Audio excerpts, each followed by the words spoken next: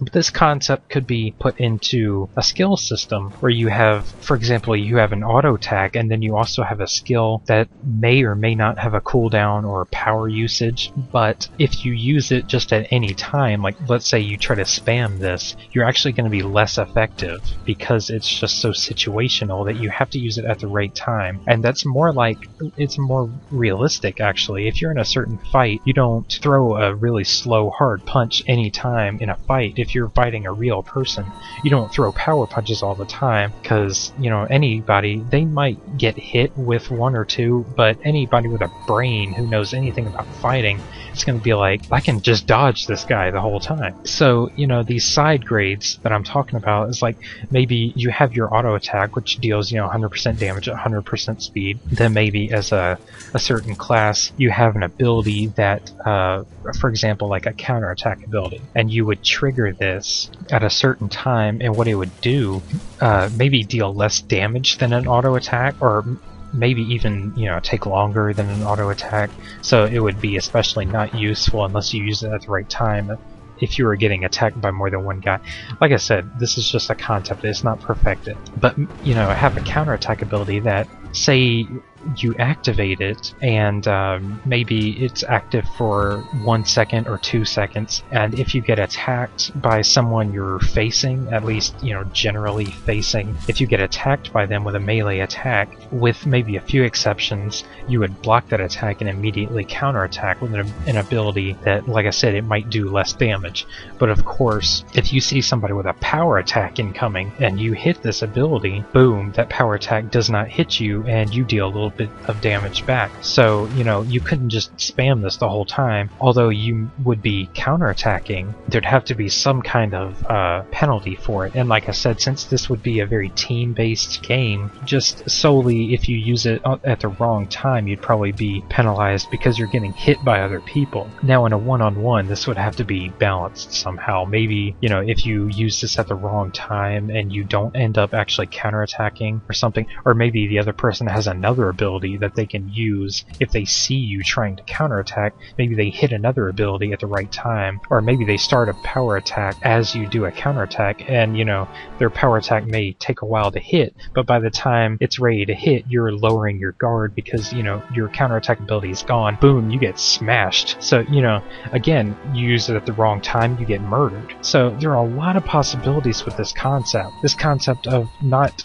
using mana or anything else in a fight or cooldowns, but instead each ability is actually a side grade or a very situational ability that you should only use in a certain time. Now, of course, with this kind of system, if you had a bunch of skills, there would probably need to be at least some form of mana bar or cooldown system in place, because I realize this would eventually get extremely complex, especially if you reach high levels and things like that. A lot of abilities would probably have to be passive, which actually a lot of abilities in MMOs are passive anyway. Either that, or like also in a lot of MMOs, a lot of abilities would probably be very situational, or, you know, something like that. You know, an ability that has a 30-minute cooldown, which does something awesome.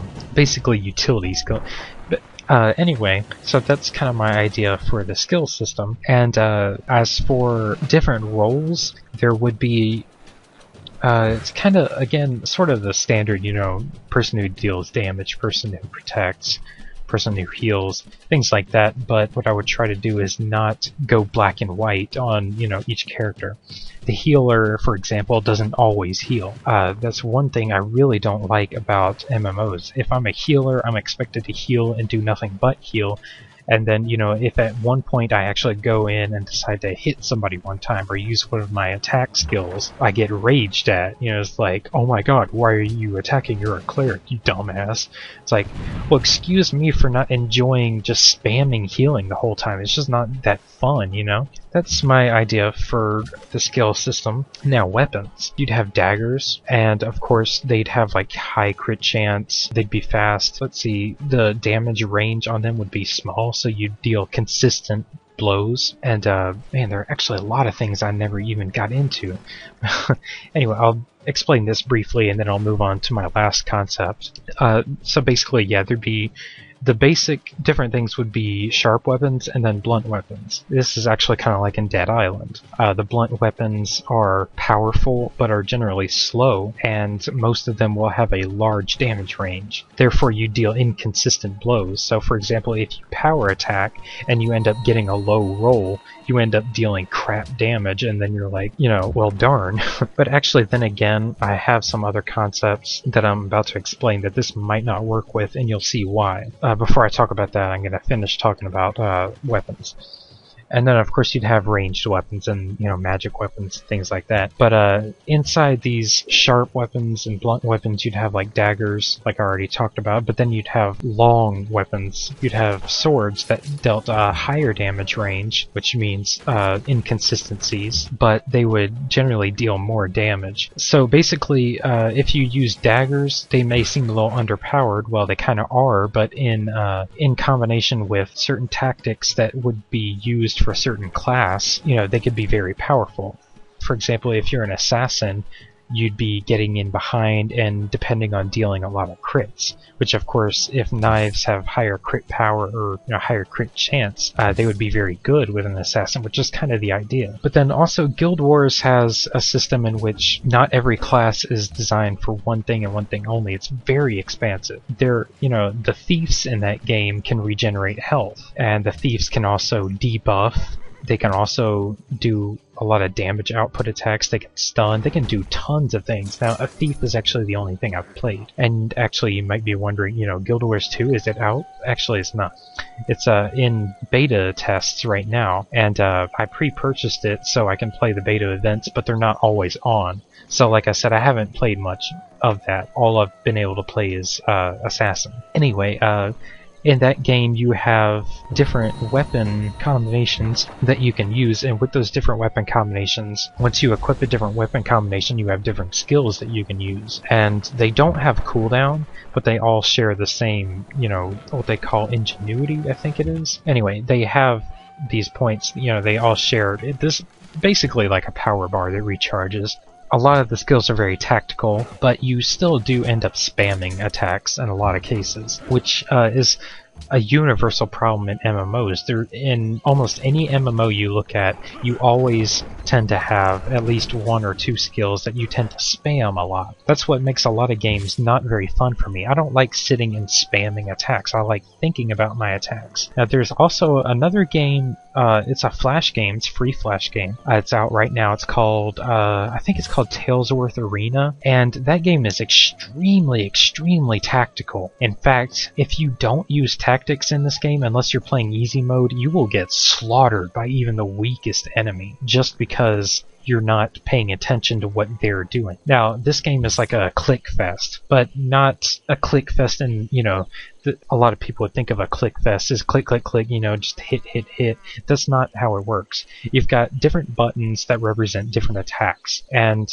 like I said, these attacks are very tactical. Most of them have at least some kind of induction, and some of them are like interrupts, some of them stun, some of them heal, and a lot of enemies have this pretty basic build where they do some attacks, and these attacks are generally weak, but then they have a heal that has a long induction. But if they get that heal, it restores like all of their health. So you want to save your interrupt or your stun for when he uses this ability. That's when you use your interrupt, and that's when you lay into him and just destroy him.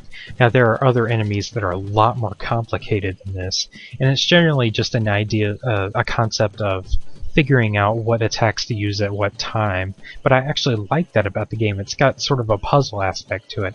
Like I said, it's called Talesworth Arena. You can check it out. There are, I believe, 3 different classes in the game. It's got a decent story. I mean, there's not a lot of backstory, but it's got a quite interesting quest system. There are some puzzle solving quests and things like that. There are some quests where you have to make the right decision at the right time during the quest, and if you don't, then you lose some health, and then you have to face the boss with reduced health. Either that, or you may be exploring an area and you lose health if you make a wrong decision. But most of those decisions are based on, you know, common sense or something you may not see coming. But, you know, there's always, or usually there's a hint. There are actually some luck puzzles, like which button do I press? Oh, that was the wrong button. And that's kind of dumb. But It's kind of interesting at the same time. Anyway, like I said, it's called Talesworth Arena. I guess I could finish explaining the weapons real quick. So basically, inside sharp weapons basically low damage range usually a high crit chance, higher crit power than blunt weapons, but blunt weapons have higher damage. They're generally more inconsistent, they're generally slower, but like I said, they have high damage and good parry ability. And you know, of course, different blunt weapons. One blunt weapon may be more like a sharp weapon, where you know it's very small, but because it's very small, it's very easy to place crit attacks and things like that. So you know, you might have an assassin that actually uses small clubs instead of knives.